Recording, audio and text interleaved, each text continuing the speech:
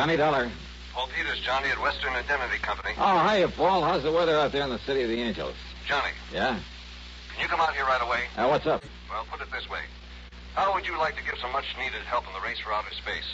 Oh, well, if you mean take a ride in one of those experimental space capsules... No, I mean... Thanks, Paul, but I'll stay in the cheering section for a while. No, I mean put a stop to the trouble that's threatening to... But, Johnny, we have no proof. No proof at all. No proof of what? That these deaths were anything but accidental. That they weren't incidental to something much bigger. Paul... But if you can find out who's in back of them, who's in back of all this... Hey, look, will you start making sense? What? The race for outer space, remember? Yes, Johnny, and you know its importance. Yeah, and I take it some company, some client of yours has a hand in it. Yes. But they're having trouble. Yes. What? Because although there's no proof, I'm convinced, Johnny. Yeah? Well, come on, Paul.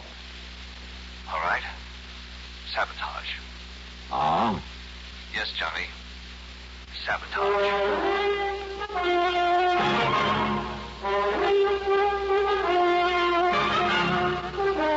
CBS Radio brings you Bob Bailey in the exciting adventures of the man with the action-packed expense account, America's fabulous freelance insurance investigator. Yours truly, Johnny Dollar.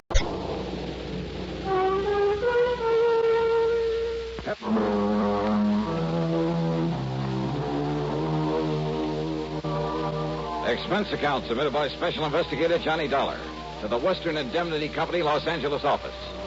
Following is an account of expenses incurred during my investigation of the Flask of Death matter.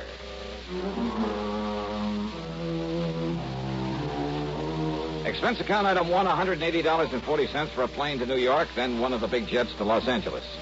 Item 2, $570 for a cab to Paul Peters' office on Wilshire Boulevard on the strip they call the Miracle Mile. I've arranged a rental car for you, Johnny, so you can get on up there right away. On up where, Paul? And you still haven't told me what this is all about. Look here at this detailed map, just above Santa Barbara. Here. Hey, looks like that road runs off into the ocean. On a high bluff overlooking the ocean is the Bar Manufacturing Company. Bar. From the names of Doctors Joseph L. Barham and Ralph T. Barnwell. They're a couple of top-grade scientists. So what do they build? Spaceships? Ostensibly, they make small aircraft components, but actually, well, after they were dropped from governmental service, they begged and borrowed a lot of money to set up a little plant.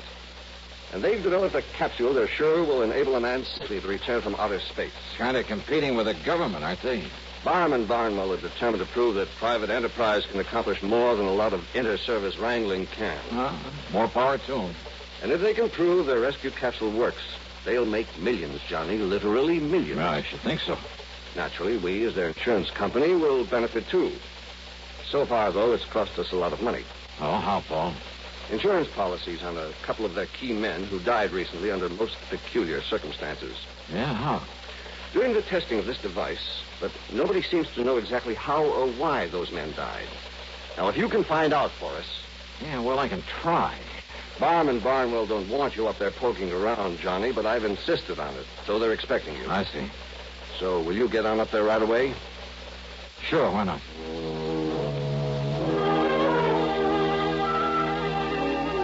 Thanks to a good freeway system, I arrived at the Bar plant shortly after 2 p.m. One of the guards led me onto a long steel platform that stuck far out over a wide cove at the edge of the ocean.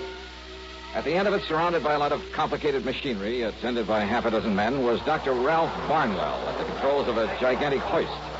A long, heavy steel cable on it was pulling something out of the deep waters of the cove. Much to my surprise, Dr. Barnwell didn't seem to resent my presence at all. Yes, Dollar. Here comes the space capsule. The test has to be successful. Say, tell me, Dr. Barnwell... Twice before, it was plunged, fired into this deep hole at the edge of the ocean under conditions